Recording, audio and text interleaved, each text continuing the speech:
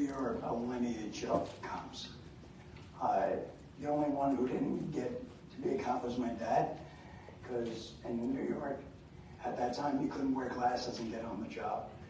And my dad had eyesight worse than Mr. Magoo, so that just didn't happen. But it was just the legacy of it. Everybody in my family was in the service. And then I wanted to be in the FBI. And in hindsight, I'm glad I'm not. But fabulous but incompetent. We like to call them that. They love it. But the truth of the matter is that, you know, my sister was a nurse, my brother's a cop. It's just who we are. It's a weird thing. It's family reunions it's like a precinct nut house. So yeah, I'd say they're either fire, nurse, or police. Couldn't tell you why. Well, thank you for sharing that. Another question I was thinking about as I was sitting there and thinking back to when the shooting happened, and then the follow-up, and the times that you were side by side with many of the members of the temple. And a huge part of that not only was forgiveness, but there was a lot of empathy and education. What were some of the key things that helped you when you were working with some of those members of the temple in recovering from what they all experienced and what you experienced? So when I was in the hospital, right out of ICU, I remember TV was on, and they were interviewing the new head of the temple, and I'm looking up, and they said, "We forgive him." And that just struck me. You just lost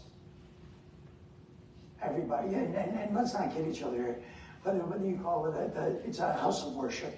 And in a house of worship, you should be one of the safest places you ever go to. And this guy went after them there. And I just remember looking at that immediately and going, I'm never going to forget that guy. And then the more I was around the Sikh community, and then especially Kenmore was a great help in this. And he's like, did you give him power when he was shooting you? And I'm like, no. He goes, then why are you giving him power now? If you keep hating him, all you're doing is giving him your energy, your time, your everything. He's like, he's dead, let it go. And I'm like, no, you don't get it, no, look at this. And you know, it was infuriating to me. But the more I looked at it, and then the more I came to realize, you know what, everything that's good in my life is ahead of me. So why am I going to keep looking in the rearview mirror and going, yeah, but that. You know, and my daughter was 22 at the time, and my sister died in March. My daughter was over in Korea teaching English. So I flew back to New York for my sister's funeral. And then in June, same year, our biological mom dies. So I send her to Ireland for that. And then I get shot a couple months later. And we talked afterwards, and she was like, no, you don't get it. No, you don't get it. And from talking to Kenmore and reading an awful lot, I said to her, but you'll never have a worse year than that in your life. You're 21 years old, and you have already been through so much. And I said, guess what? You're still here. So every time you look and you say, yeah, but that happened, you're giving power to this non-existent entity, and you're losing the better part of yourself to hate something that's non-existent. I mean, the Stoics talk about it all the time. It's not the event itself, it's how you perceive the event and your emotion tied to the event. So the less emotion you give it, the less it's there. You know what I mean? It's and that's one of the things that took a little while to grasp. And I hope I'm not. I hope you don't feel like I'm trying to pull a wool over your eyes. None of this was overnight. None of this was like, oh, I was always that way from a young child. I was a giant pain in the neck. I know I was. But I learned, and that was one of the things, as I got up the ranks, is, man, you got to broaden your knowledge. You can't sit and stagnate and go, well, I'm a lieutenant now. Now I have to learn twice as much. Because now I got to know everything that the new person on the job knows. I have to know that as well. So I think just by reading and focusing on what, again, back to what can I control? And that's helped me an awful lot. Not to say I don't regress and, you know, get angry and stuff like that. And Dr. Stadler knows because I get Botox injections every 3 months. And they start up at the top, and he uses a sonogram to see where the scar is, and I get, it's 3 months like clockwork. This is the way I breathe. So I don't have a straight tube, I got like a crazy straw. But by 3 months, the scar underneath is tightening, so my airway gets smaller. So I have to have that done, and I'm not gonna kid you, it stinks. It did, you know, I started at 50 milligrams down at like 225 milligrams of Botox in my neck. You know, the only good part about it is that I'm getting wrinkles and shit on my neck. My neck's gonna look like $1 million here. But again, I look at that and I do think about it when I'm going in to have the procedure done, because it's not fun. And then I do think back, like, you know, why me? It was my off day. I'm the closest, and then you just come to realize, you know what? It's my time. I was meant to be there. And one of the best things that was ever said to me in my life was, after the event, we had guys from the department come over all the time in the very beginning, and everybody on my shift said, I'm glad it was you and not me. And the first time they said that, I'm like, what? And then they were like, you know, I know I would have died.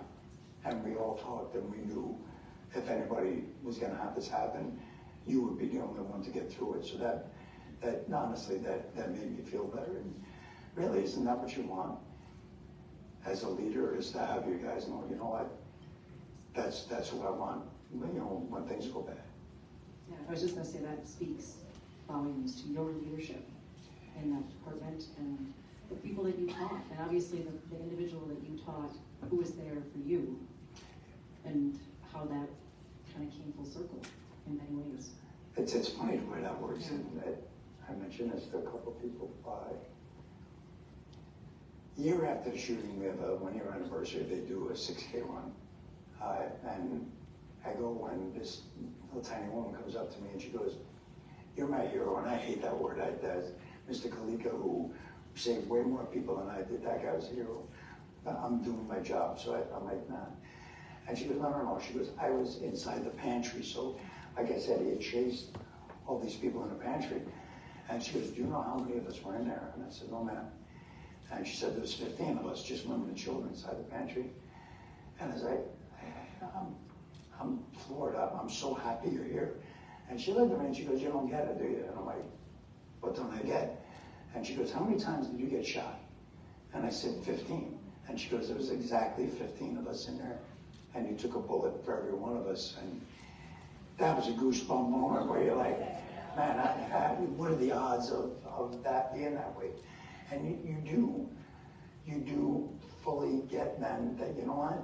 Sometimes there is divine intervention. Sometimes it's not your time, and sometimes it is. And I think the reason why I'm still here is to just let people know, man, you don't give up. I don't care what it is. We can all get through it, but you don't have to get through it by yourself. Yeah, and I mean that. If it wasn't for my wife, Ann, I wouldn't have made it. She was everything. She was, for the nurses here, my wife was a professor. They made her take my trachea tube out and reinsert it before we left the hospital, and the floor nurse came up and she goes, I don't even know how to do that. And my wife, like a champ, let's see it. Because if you start choking, I need to know how to save you. And I'm like, come on now, we've only been married a year. So, although when I did get shot and I'm laying behind the car waiting for them to come up and get me, and this is another true story, she doesn't like it, but I'm laying there and I'm just looking around, and I'm like a human sprinkler at this point. And I look and I go, man, she's gonna kill me. We're not gonna be able to go on our honeymoon. It's out of bed, and she's like, why did you say that? And I'm like, because I'm just sitting there waiting. There was nothing to do. I couldn't get up. I got shot in the legs, so you're just kind of hanging out, and you have weird thoughts. All of you don't act like you've never been in the middle of a crazy incident. You're like, shit, I really high now? Stuff gets you in the head, and it's just one of those weird ones. So. Thank you so much for being here tonight, for sharing your very inspirational story and very important words and thoughts for all of us here today as leaders. And one of the things, too, I wanted to mention is that we have many, many first responders that are here tonight as well. Some that you've worked with, some you've known for a long time, some you probably met tonight, some who apparently have really great mustaches. But I would like to ask all of the first responders, all the police officers, firefighters, EMTs, paramedics who are here tonight to please stand and so we can thank you as well.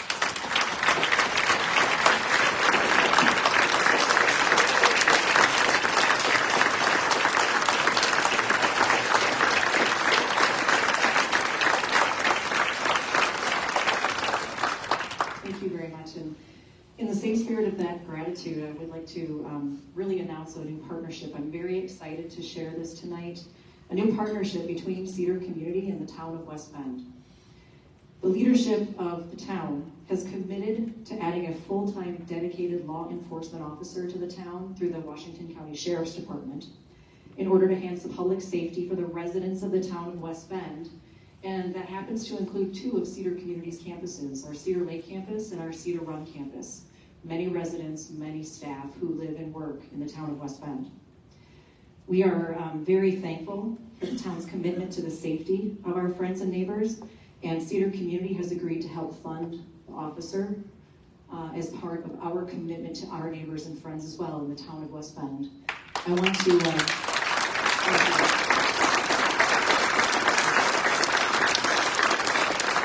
I'd like to thank Town Chairman Troy Zogel, who's here tonight, along with the other members of the town board.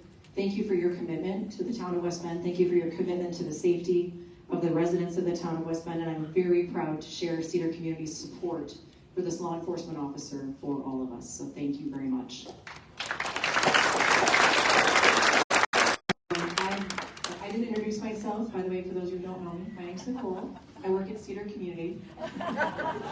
But I would like to, again, thank Lieutenant Brian Murphy for being here, and I'd like to ask Jenny Zaskowski to come up here tonight to say a few closing remarks.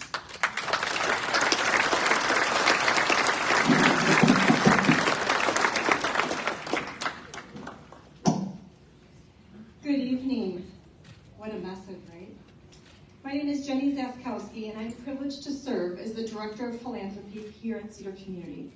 We are one of the largest nonprofit senior living organizations in the region. I'm grateful to walk alongside a very dynamic team, many who are here in this room tonight, of leaders and who are caregivers to 900 residents and their family members. I also have the privilege to partner with many invested community stakeholders. And because of the support from others, Cedar Community is able to serve low-income seniors, offering everyone an opportunity to call Cedar their home. This could be one of our very own, our parents, our grandparents, our aunt or uncle, a veteran or a retired educator. The list goes on. Many of your family members are in our Cedar home. Even those who may have had their best laid plans, when resources fall short, our Partners in Caring program is here to serve. As we close this very special evening tonight, I first wish to thank Lieutenant Murphy for reminding each one of us of the true definition of champion: grit, grace, and resilience. Although we may each have a different line of fire in our professional and personal lives, what a privilege to have you in the room tonight join us, to stand tall with us, to rise above our own journey. Thank you for being a leader, for making a difference, and being a part of something more. I also want to say thank you to West Bend Insurance for their gift of hospitality and allowing nonprofit organizations such as Cedar Community to gather in this beautiful space. So if we could just give a round of applause for the team.